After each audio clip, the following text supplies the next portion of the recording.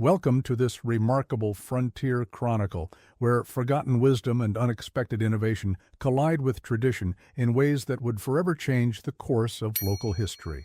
Before we begin, tell us in the comments where you're listening from and the exact time of day or night you found this story. It's always fascinating to see how far these frontier tales travel and when they reach you. The winter of 1887 in Michigan's Upper Peninsula was remembered not for its usual brutal cold, but for what happened at the Whitewood Timber Camp, 23 miles northwest of Marquette.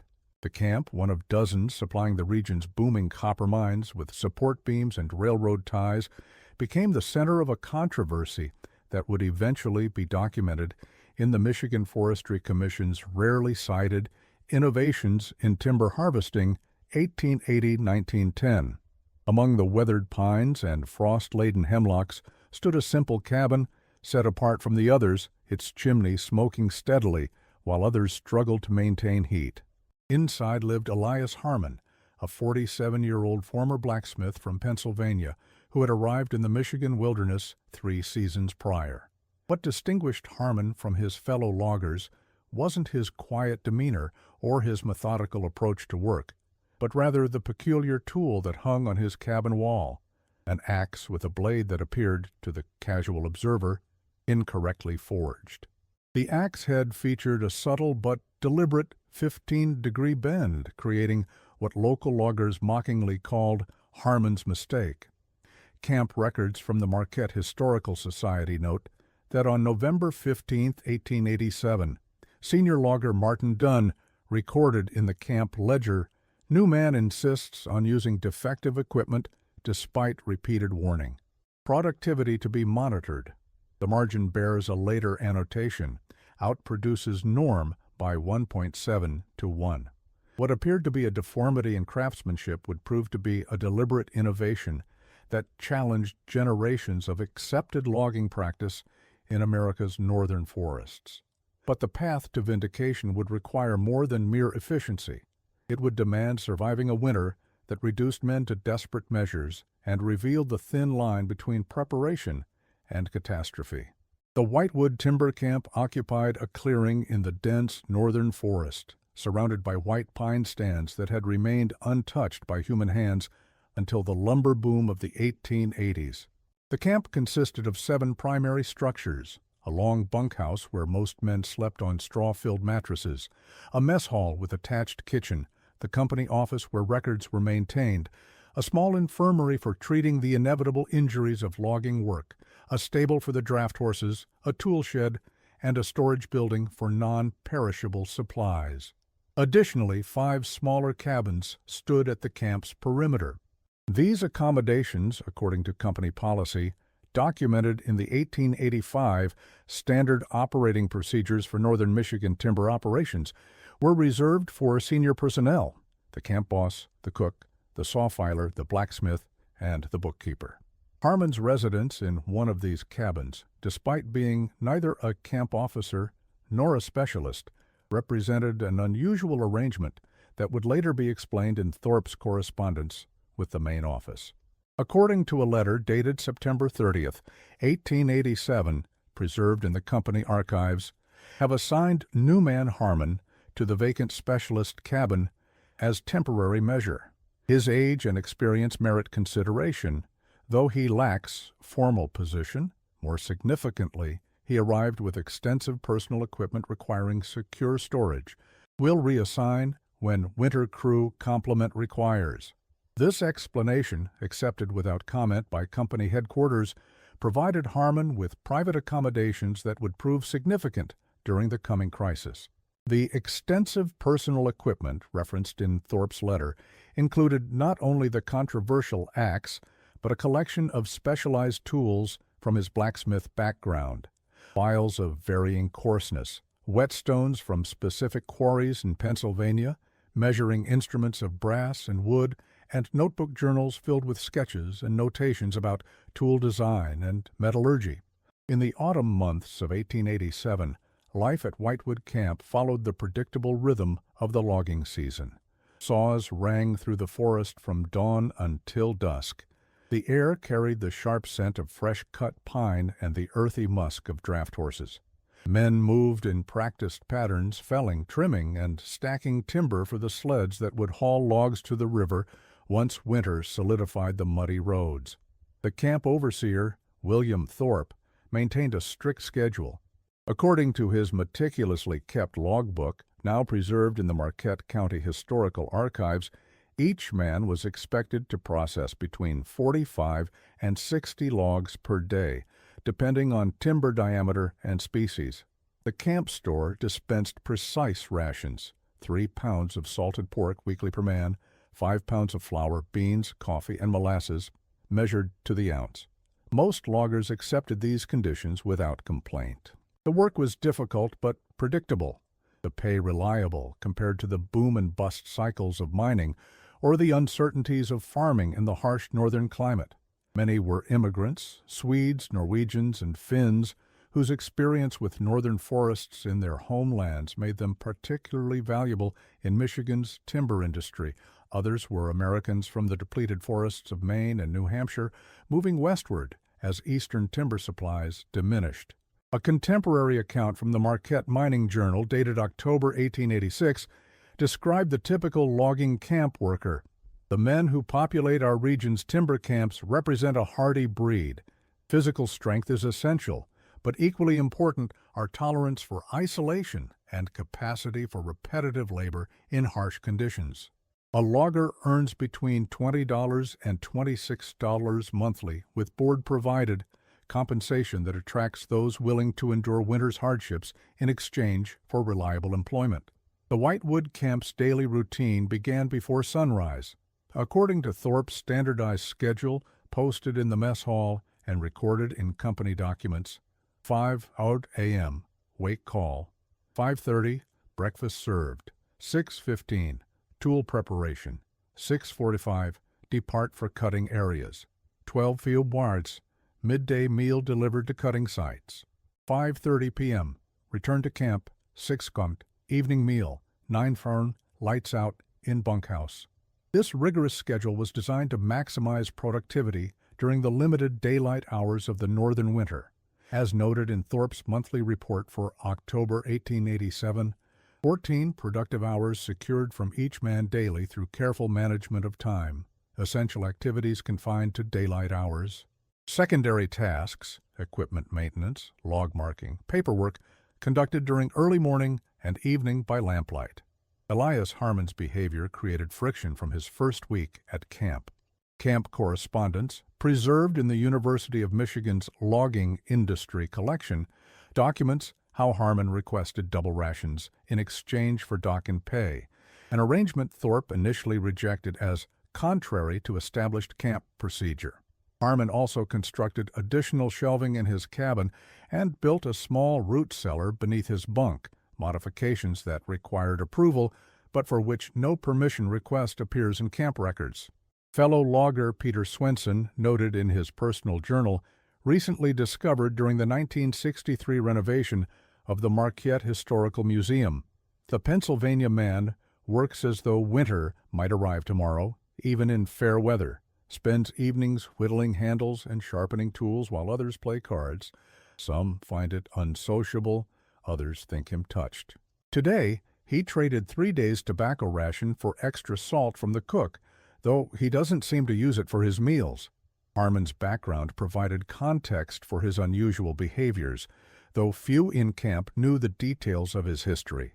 Records from the Pennsylvania State Archives, identified during a 1959 research project on eastward migration of skilled laborers, include an 1872 business license for Harmon & Sons Metal Works in Williamsport, Pennsylvania. Additional documents indicate the business specialized in tool repair and custom fabrication for the region's logging operations until 1884, when a financial panic forced its closure. A local newspaper account from the Williamsport Gazette, dated November 1884, briefly mentions, "The Harmon Shop, a fixture on Commerce Street for 12 years, closed its doors Tuesday following financial reverses. The proprietor, having lost both business and home, intends to seek employment in Western timber operations, where his specialized knowledge remains valuable. This background explains not only Harmon's familiarity with logging operations, but his approach to tool design. Having spent years repairing axes damaged through improper use, he had developed theories about how subtle modifications to standard designs could improve performance and durability. The bent axe represented the practical application of these theories, an innovation born of observation rather than formal engineering study. Most notorious among Harmon's peculiarities was his insistence on using what appeared to be a damaged axe. The tool became something of a camp joke, with men wagering on how long Harmon could continue before the crooked chopper caused injury or forced him to request a standard-issue replacement. None suspected that the unusual angle was intentional, a modification Harmon had developed during his years as a blacksmith. Martin Dunn, the senior cutting crew leader, made multiple references to the unusual tool in his daily reports to Thorpe. An October 23rd note states, "Pennsylvania man continues with defective equipment. Have offered replacement from company stock 3 times. Refuses. Maintains bent blade. Is intentional. Request permission to mandate standard equipment for safety compliance." Thorpe's response, noted in the margins, "Monitor productivity. If results satisfactory and no safety incidents occur, allow continued use. Company policy permits personal equipment provided performance standards maintained." This pragmatic approach, judging methods by results rather than conformity to standard practice, characterized frontier management styles where practical outcomes outweighed procedural orthodoxy. The Michigan timber industry of the 1880s operated with limited oversight from distant corporate offices, allowing camp managers considerable latitude in day-to-day operations, provided production targets were achieved. The early weeks of November passed without incident. Supplies arrived via wagon from Marquette, barrels of salted fish, kegs of nails, new saw blades, and letters from distant families. The company ledger, maintained by clerk Thomas Howland, showed production numbers slightly above the previous years, promising healthy bonuses if the pace continued. Weather records from the Marquette Weather Station, compiled in the Michigan Historical Weather Database, indicate that November 1887 brought temperatures approximately 4 degrees Fahrenheit above seasonal averages, with precipitation slightly below normal. These favorable conditions contributed to the camp's productivity, but may have fostered a sense of complacency about winter preparations. On November 28th, the first significant snowfall arrived, 8 inches overnight according to Thorpe's log, not unusual for the region and time of year. What followed, however, would test the camp beyond any reasonable expectation. December 3rd brought the first sign of trouble. The supply wagon from Marquette failed to arrive on its scheduled day. No alarm was raised.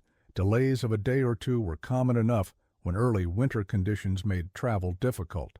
The men continued their work, extending deeper into the timber stand to maintain their quotas. By December 7th, concern began to grow. No wagon had arrived, and no messenger with explanation. Thorpe sent 2 men on horseback toward Marquette to investigate. They returned late the following day with troubling news. A major snowstorm had struck the eastern portion of the peninsula. Marquette was buried under nearly 3 feet of snow, and the roads were impassable to wagons. The couriers had barely made it through on horseback and reported that clearing crews were working to open the routes, but progress was slow. Thorpe addressed the camp that evening. The company ledger records his announcement. Supplies delayed by eastern storm. Rations to be reduced 20% as precaution. Regular schedule expected to resume within 10 days. The men accepted this with the stoicism typical of frontier workers accustomed to nature's unpredictability. What no one in camp could have anticipated was that the eastern storm was merely the vanguard of a weather system of historic proportion. On December 12th, the barometer in Thorpe's office began to fall precipitously. By nightfall, wind gusts strong enough to rock the sturdy log cabins swept through the camp, and then came the snow. The blizzard that descended on Michigan's Upper Peninsula in mid-December 1887 would later be documented by meteorologist Charles Davidson in his 1912 Survey of Extreme Weather Events in the Great Lakes region. For 13 days, snow fell with an intensity that defied contemporary measurement techniques. When it finally ceased, isolated communities found themselves buried beneath accumulated snowfall that in some places exceeded 7 feet. Davidson's analysis, based on reports from weather stations and personal accounts, concluded the December 1887 weather system represented a confluence of multiple meteorological factors. A Canadian high-pressure system collided with moisture-laden air masses from the Gulf region, creating a stationary front directly over the upper Great Lakes. The resulting precipitation event ranks among the most significant recorded in the region prior to modern measurement systems. At Whitewood Camp, the situation deteriorated rapidly. By the third day of continuous snowfall, work in the forest became impossible. Men were confined to the camp, burning through firewood at an accelerated rate. The planned 10-day rationing schedule proved woefully inadequate, as the storm showed no signs of abating. Thorpe's daily log entries during this period reveal the progression from concern to crisis. December 15th. Storm continues, all cutting operations suspended. Men assigned to camp maintenance duties. Snow clearing on pathways between buildings requires continuous effort. Estimate 6 feet of accumulation, with drifts to 12 feet in areas exposed to wind. December 17th. Communication with outside impossible. Temporary antenna constructed on mess hall roof collapsed under snow weight. No signals received on telegraph. Food supplies adequate if storm abates within forecast period. December 19th. Medical concerns emerging. 2 men showing symptoms of respiratory distress. Whiskey and mustard plasters administered as per medical manual. Continued confinement and reduced rations, affecting morale. On December 19th, Thorpe implemented emergency measures. The camp ledger records, all rations reduced to half measure, hunting parties unsuccessful due to conditions. All non-essential activity suspended to conserve energy. Communal meals implemented to ensure equitable distribution. The communal meals represented a significant departure from standard camp procedure. Typically, men received individual rations which they could manage according to personal preference. Some ate heavily at breakfast before the day's labor. Others saved portions for evening snacks. The shift to communal meals with food prepared and served in common portions eliminated individual choice, but ensured no one received more than their share during the emergency. It was during this critical period that attention began to shift toward Elias Harmon's cabin. While other men grew increasingly concerned about dwindling supplies, Harmon maintained his routine without apparent hardship. His chimney continued to emit steady smoke while others carefully rationed firewood. More significantly, he did not attend the communal meals, raising questions about his adherence to camp discipline during the emergency. According to Peter Swenson's journal entry for December 21st, discussion tonight centered on the Pennsylvania man's absence from shared meals. Some suggest he hoards supplies contrary to camp order. Thorpe, non-committal when questioned, says each man responsible for own conscience. Finnish boys, particularly agitated, suggest inspection of all private quarters. The controversy highlighted tensions inherent in frontier communities, balancing individual autonomy against collective security. While company policy granted men considerable personal freedom, emergency conditions traditionally imposed greater communal obligation. Harmon's apparent self-sufficiency during a collective crisis challenged the unwritten social contract of shared hardship. On December 23rd, Thorpe, accompanied by senior loggers Dunn and Svensson, paid Harmon an official visit. What they discovered would later be documented in multiple sources, though with varying degrees of accuracy. The most reliable account comes from Thorpe's official report to the company headquarters, dated January 15, 1888, and preserved in the Michigan State Archives. Upon inspection of Harmon's quarters, we discovered substantial private stores, including approximately 40 pounds of preserved venison, 15 pounds of smoked fish, 30 pounds of root vegetables, and extensive firewood carefully stacked beneath a tarpaulin adjacent to his cabin. When questioned about these unauthorized supplies, Harmon stated he had accumulated them through trade with local Ojibwe hunters and through his own efforts during off hours throughout autumn. He further stated that such preparation was standard practice in Pennsylvania logging camps where he had previously worked. The report continues. While technically in violation of camp policy regarding private food stores, Harmon's foresight proved beneficial to the camp's collective survival. He voluntarily contributed substantial portions to the communal stores, requiring only that his methods of preparation and preservation be adopted for future security. Harmon's food preservation methods merited particular attention. According to Thorpe's report, the venison had been preserved using a dry salt method, followed by controlled smoking over green maple. The resulting product remained edible after more than 2 months without refrigeration beyond natural winter temperatures. Similarly, root vegetables stored in the improvised cellar showed no signs of rot or sprouting due to careful layering in sand with charcoal pieces interspersed. These techniques, while common among native populations and some eastern settlements, had not been widely adopted in company camps, where regular supply deliveries eliminated the need for long-term food storage. The crisis revealed the vulnerability created by this dependency on external supply chains, with no resilient backup systems. Harmon's explanation of his unusual preparations, recorded in Thorpe's notes appended to the official report, offered insight into his perspective. Worked 15 years in Pennsylvania camps, witnessed 3 similar isolation events due to weather. After first experience, never entered winter without personal 60-day reserve. Company supplies assume ideal conditions. Nature rarely complies with assumptions.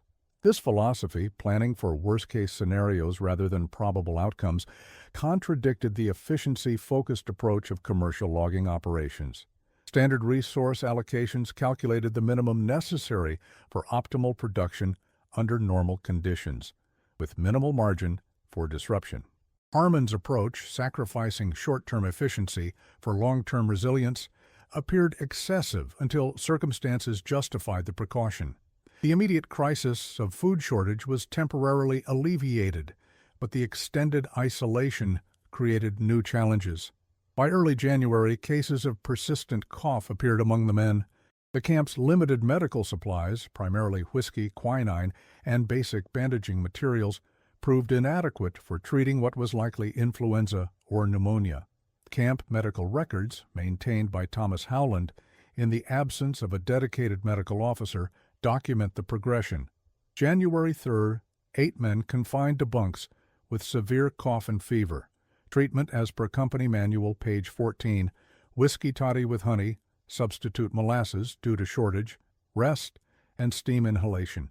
January 5th, 11 men now affected, 3 showing signs of chest congestion requiring more aggressive intervention.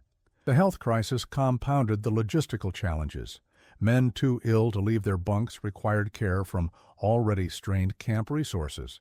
The constant need to maintain fires for warmth and food preparation consumed firewood at an unsustainable rate.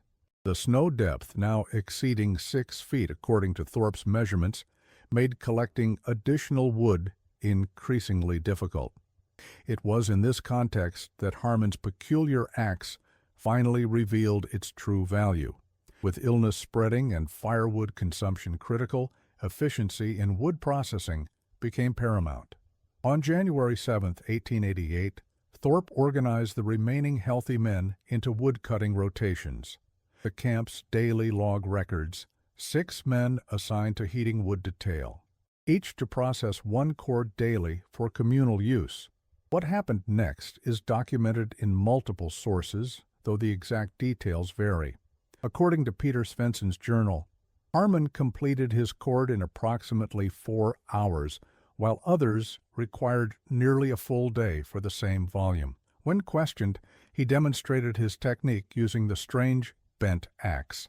The angle, rather than being a flaw, allows the blade to slice wood fibers more efficiently, particularly in the frozen hardwoods we're now forced to use. Martin Dunn's notes in the margins of the camp ledger offer additional technical detail.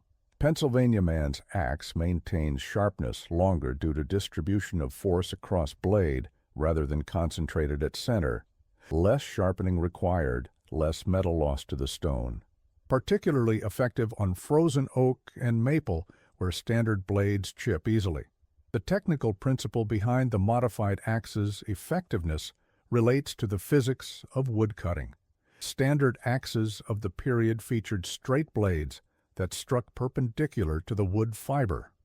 This design concentrated force effectively, but created significant vibration and required precise alignment to prevent the blade from binding. The 15-degree angle of Harmon's modification altered the cutting dynamic to create a slicing action that reduced vibration and maintained momentum through the cut. As documented in a later technical analysis by the Michigan Forestry Commission's Tool Assessment Committee in 1891, the angled blade creates a progressive cutting action where the edge engages wood fibers sequentially rather than simultaneously. This reduces initial impact force required and converts a portion of the vertical striking energy into lateral cutting energy. The result is less blade damage, reduced user fatigue, and more efficient fiber separation, particularly in dense or frozen hardwoods. For men weakened by reduced rations and illness, the efficiency gain proved significant. Thorpe's January 11th entry notes have authorized Harmon to modify available axes to his specification. 4 completed today, remainder to follow as time permits. Preliminary results confirm 35 to 40% improvement in processing time.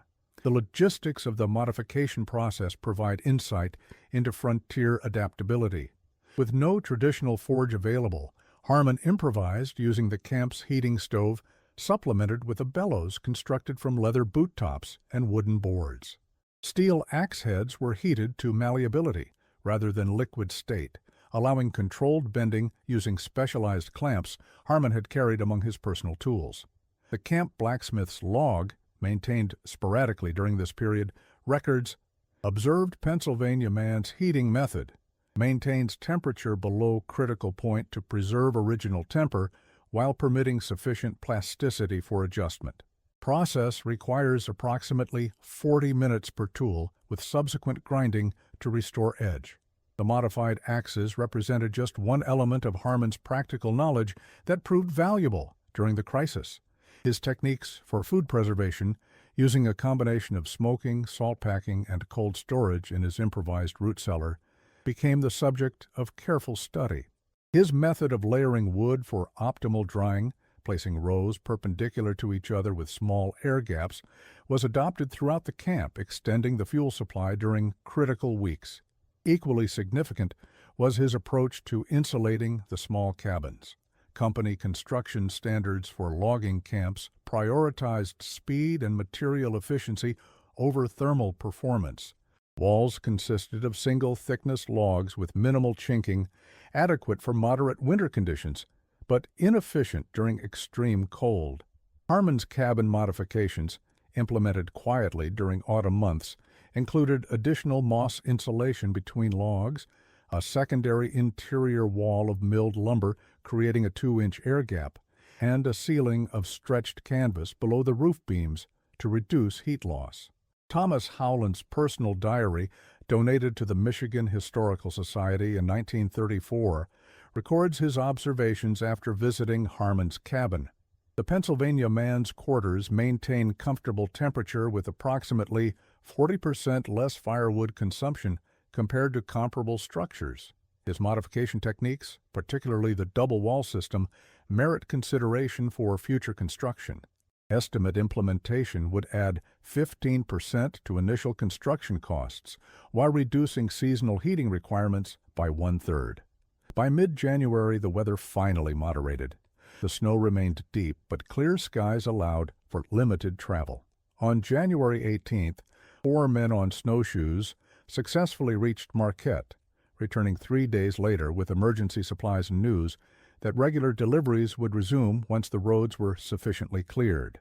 The Marquette Mining Journal's January 25th edition reported, "Communication reestablished with outlying timber camps following unprecedented December storms.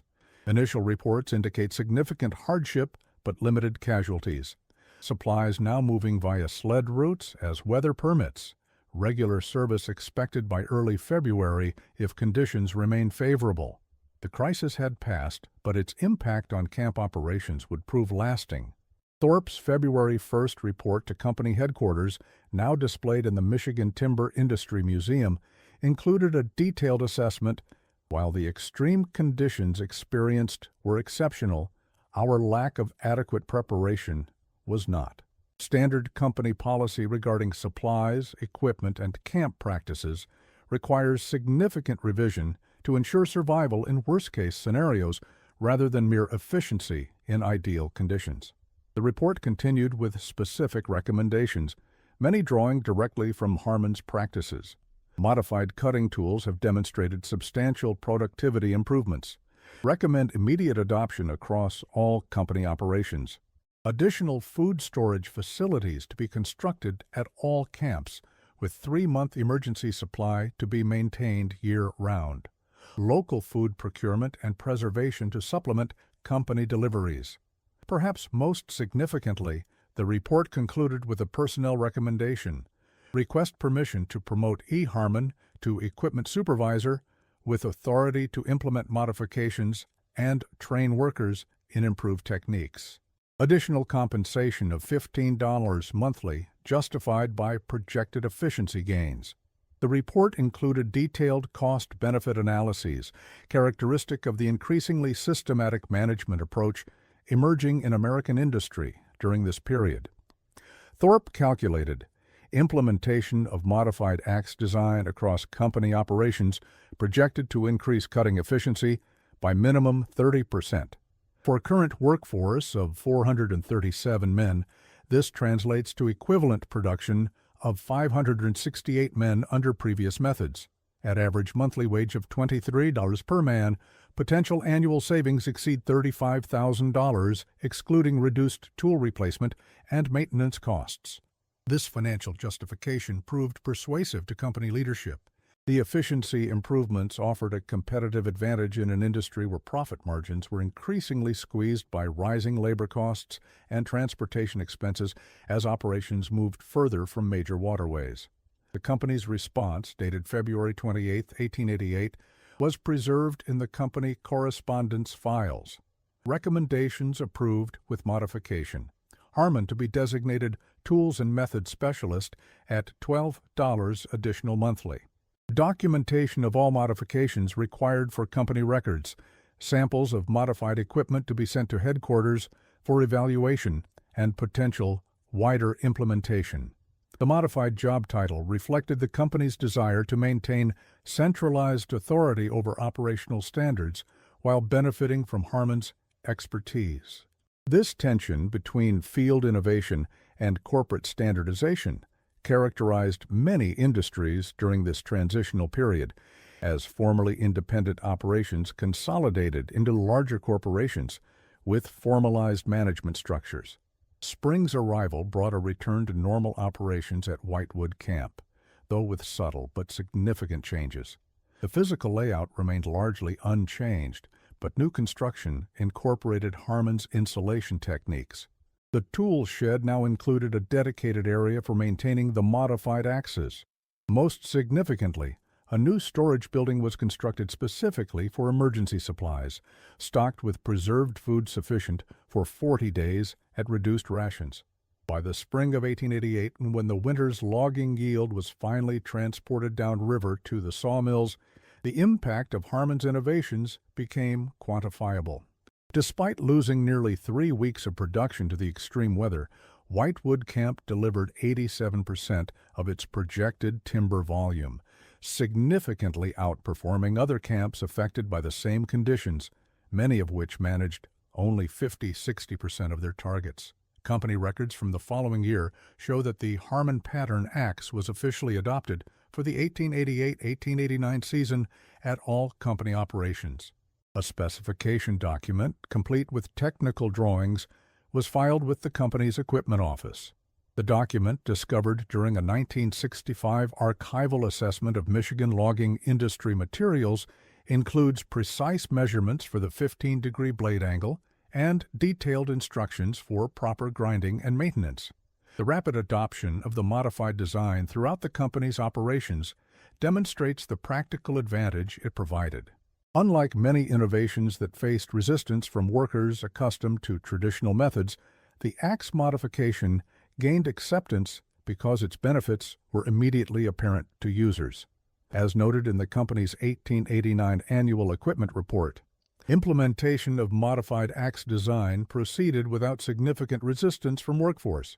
Productivity advantages evident to individual workers, leading to voluntary adoption and peer promotion of new standard. This worker-driven adoption contrasts with many top-down efficiency measures of the period that often generated resistance because benefits accrued primarily to owners rather than laborers. The axe modification improved working conditions by reducing physical strain while simultaneously increasing output, aligning worker experience with company objectives. The story of the bent axe might have remained a minor footnote in logging history had it not been for the extensive documentation generated by the 1887-1888 crisis and the subsequent company-wide adoption of the tool. Instead, it became evidence of how frontier conditions fostered practical innovation and how preparedness, often ridiculed as excessive in favorable times, revealed its true value when conditions deteriorated beyond expectation. The long-term impact of Harmon's innovations extended beyond the immediate crisis. In 1890, the Michigan Forestry Commission conducted its first comprehensive assessment of logging practices throughout the state. Their published report included a section titled Equipment Innovations and Efficiency Improvements, which featured the bent axe prominently. The modified axe design, originating with a former blacksmith working in the Upper Peninsula, has demonstrated productivity improvements of 30 to 45%, depending on wood species and conditions. The innovation spreads primarily through worker migration between camps, rather than formal industry adoption. This observation highlighted an important aspect of frontier knowledge transmission. Despite official company adoption of the design, the spread of the innovation occurred primarily through informal channels, workers moving between camps, carrying both their tools and their techniques with them. By 1895, similar axe designs appeared in Wisconsin and Minnesota logging operations, often with no direct connection to the original Whitewood Camp implementation.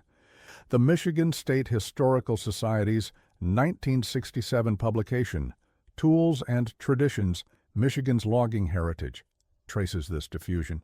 What began as a seemingly minor modification to a standard tool eventually transformed cutting techniques across the Great Lakes timber region. By 1900, variations of the angled blade axe could be found from Maine to Oregon, each region adapting the basic principle to local wood species and cutting conditions. This pattern exemplifies how practical knowledge spread through America's resource frontiers, not through formal education or published manuals, but through the movement of skilled workers and the demonstrated effectiveness of new techniques. Innovations were judged not by theoretical elegance, but by practical results in demanding conditions. A similar pattern emerged with Harmon's construction and insulation techniques. By 1890, the company's standard plans for new camps incorporated double-wall construction for key buildings and improved insulation methods. As workers familiar with these techniques moved to other companies, the practices gradually disseminated throughout the region. The 1894 Handbook of Northern Woods Construction, published by a Duluth equipment supplier, includes illustrations of insulation methods remarkably similar to those Harmon implemented at Whitewood Camp. The fate of Elias Harmon himself is less thoroughly documented than his innovation. Company records show he remained at Whitewood Camp until 1892, when his name disappears from the payroll. A single reference in the Marquette County Land Records indicates he purchased a small property near Ishpeming in 1893, suggesting he remained in the region. No death certificate has been located, though a brief obituary in the Marquette Mining Journal from November 1917 mentions the passing of an E. Harmon, formerly of Pennsylvania, known for improvements to logging equipment. Additional context comes from an 1895 interview conducted by a University of Michigan researcher studying logging practices. The interview notes, discovered in 1970 among uncatalogued university archives, quote Harmon, reflecting on his contribution, "Never considered myself an inventor. Simply applied blacksmith's understanding of metal and edge to problems observed over years of repairing damaged tools. The so-called innovation merely recognized how wood and metal interact under various conditions. Any man repairing enough broken axes would eventually reach similar conclusions." This modest assessment reflects the practical, experience-based nature of frontier innovation. Unlike urban inventors who often sought patents and public recognition, frontier innovators like Harmon focused on solving immediate problems with available resources. The value of their contributions often became apparent only when unusual circumstances, like the winter of 1887-1888, tested the limits of conventional approaches. What remains clear from the available historical record is that Harmon embodied a particularly American frontier archetype, the practical innovator, whose expertise derived not from formal education, but from careful observation and methodical experimentation. His approach to winter preparation, building reserves far beyond immediate need, modifying equipment for efficiency rather than following convention, adapting techniques to specific local conditions, represented a frontier wisdom that prioritized survival over short-term convenience. The winter of 1887-1888 provided the extreme conditions that validated this approach.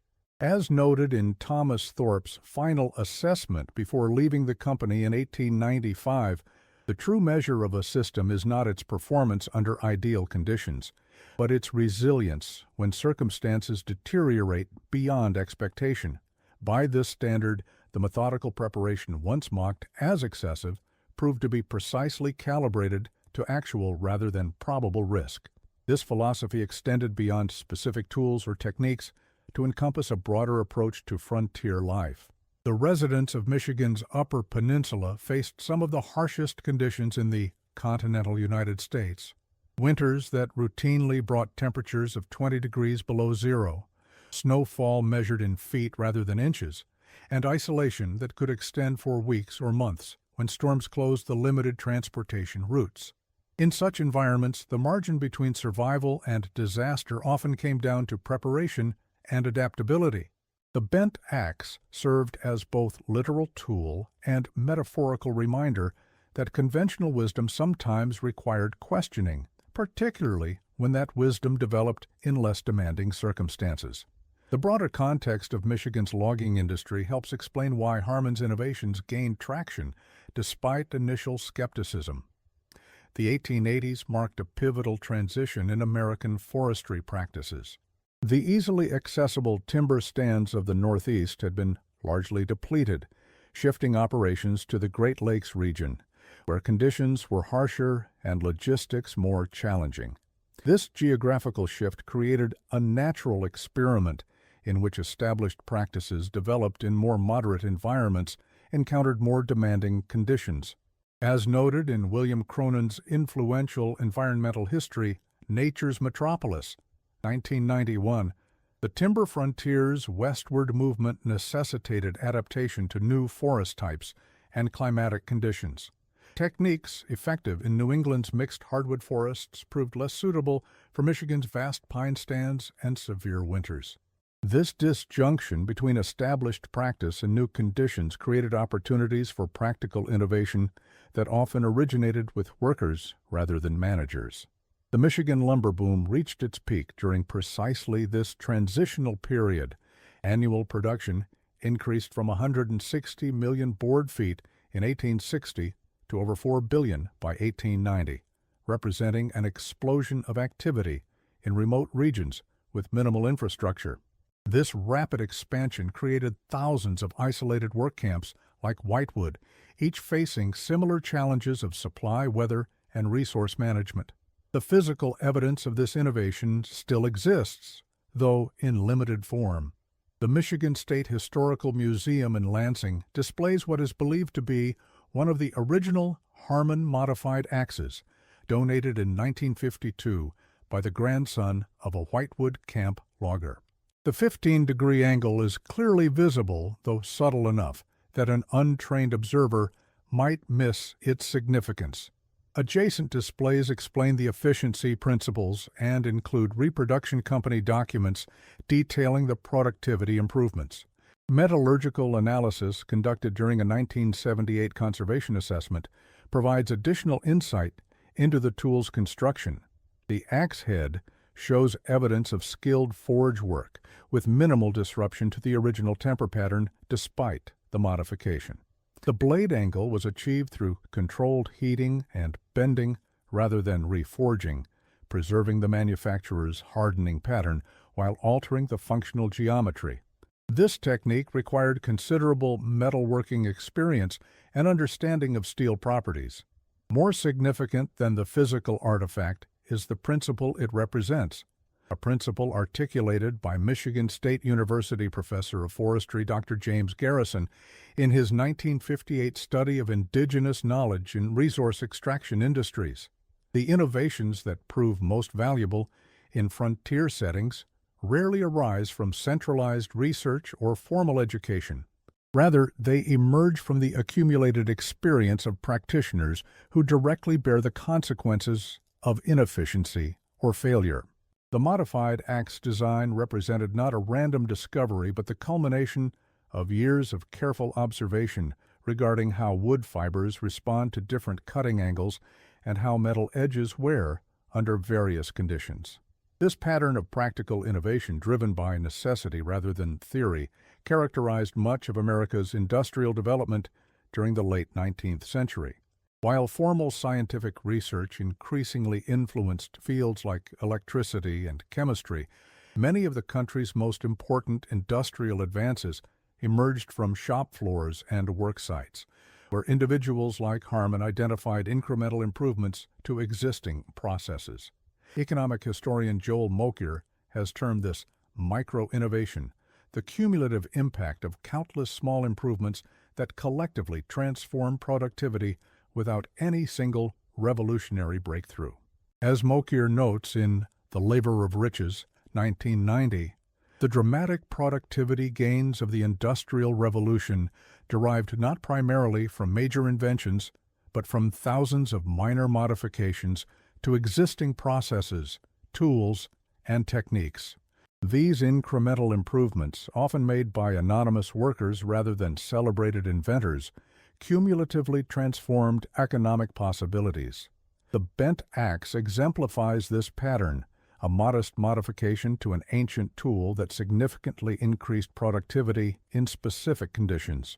Its value derived not from technological sophistication, but from careful observation of how existing tools performed under actual working conditions, followed by practical adjustments to improve performance.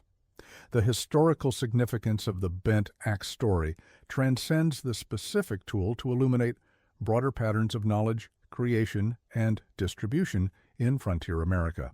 In the absence of formal technical education or institutional research, innovations spread through worker mobility, adaptation to local conditions, and practical demonstration of effectiveness. Authority derived not from credentials, but from demonstrable results, the increased productivity that even skeptical observers couldn't deny. Perhaps most importantly, the Whitewood camp experience demonstrated how preparation that seems excessive in normal times reveals its wisdom during extraordinary circumstances.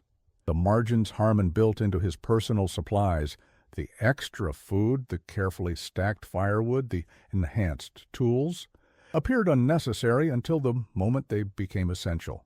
This philosophy of resilience, rather than mere efficiency, characterized successful frontier adaptation. A parallel example of this principle appears in agricultural practices of the same period. The Michigan State Agricultural College's 1889 Bulletin on Upper Peninsula farming practices notes, "The most successful homesteads maintain food reserves sufficient for 18 months, rather than the single season typical of southern Michigan farms." This apparent inefficiency reflects rational adaptation to northern conditions where crop failure or transportation disruption can occur in consecutive years. The cost of excess storage is negligible compared to the catastrophic impact of shortfall. This approach contradicted the market efficiency emphasized in conventional economic thinking, which viewed excess inventory as wasteful capital allocation. Frontier experience, however, demonstrated that optimization for normal conditions created vulnerability when circumstances deviated from the expected pattern. The successful settler balanced efficiency with resilience, accepting higher routine costs to ensure survival during exceptional periods. By the early 20th century, as the great pine forests of Michigan neared exhaustion from decades of intensive logging, the industry that had employed men like Harmon began a terminal decline. The last major timber operations in the Upper Peninsula ceased by 1930. The camps were abandoned, the equipment salvaged, or left to rust. The knowledge, however, persisted, incorporated into the practices of subsequent resource industries, or preserved in historical records and personal accounts. The Copper Country Historical Society's 1942 Oral History Project captured recollections from former loggers, including Frank Niemanen, who had worked at camps near Whitewood in the early 1890s. "Everyone used the angled axes by the time I arrived. Didn't know there was another way until I moved to Washington State, where they still use straight blades. Taught my new crew the Michigan method. Within a month, every man had converted his tools. Some things work because they work, not because someone important says they should." This practical validation, "some things work because they work," exemplifies the empirical approach to knowledge that characterized frontier development. Techniques and tools evolved through observation, experimentation, and adaptation to specific conditions rather than abstract theory. The resulting innovations often appeared modest, but produced substantial cumulative impacts on productivity and survival capacity. Today, modern forestry equipment bears little resemblance to the simple tools used at Whitewood Camp. Gasoline-powered chainsaws and hydraulic processors have replaced axes and cross-cut saws. Yet the principles of adaptation to specific conditions, preparation for worst-case scenarios, and innovation driven by practical experience remain as relevant as they were in 1887. The Michigan Technological University School of Forest Resources and Environmental Science still references the bent axe case in its course on historical developments in forest management techniques. As noted in the 2015 course syllabus, the Whitewood Camp example demonstrates how environmental extremes reveal the value of seemingly excessive preparation and how innovation often emerges from practitioners rather than theorists. These principles remain relevant in contemporary resource management despite technological advancement. This educational use of the historical example highlights the enduring relevance of frontier experiences to modern challenges. As society faces increasing climate uncertainty and supply chain vulnerabilities, the balance between efficiency and resilience that frontier communities navigated through practical experience offers valuable perspective on contemporary problems. The bent axe that loggers once laughed at serves as a reminder that innovation often appears as deviation from accepted practice, that preparation dismissed as excessive proves its value when conditions deteriorate beyond expectation, and that frontier wisdom frequently emerges from those willing to question convention rather than merely follow it. Thorpe's final entry in the company correspondence, dated April 1895, perhaps best captures the enduring lesson. The difference between foresight and paranoia becomes clear only in retrospect. What appears to be excessive caution in favorable times is revealed as necessary prudence when circumstances deteriorate.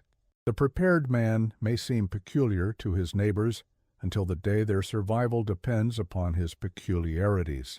In the forests of Michigan's Upper Peninsula, amid the remnants of a once mighty industry, that wisdom echoes still, a lesson from the frontier that remains relevant in any endeavor where preparation meets opportunity, where innovation challenges convention, and where the line between success and failure is drawn not by luck, but by the foresight to prepare for what might come rather than merely what is expected.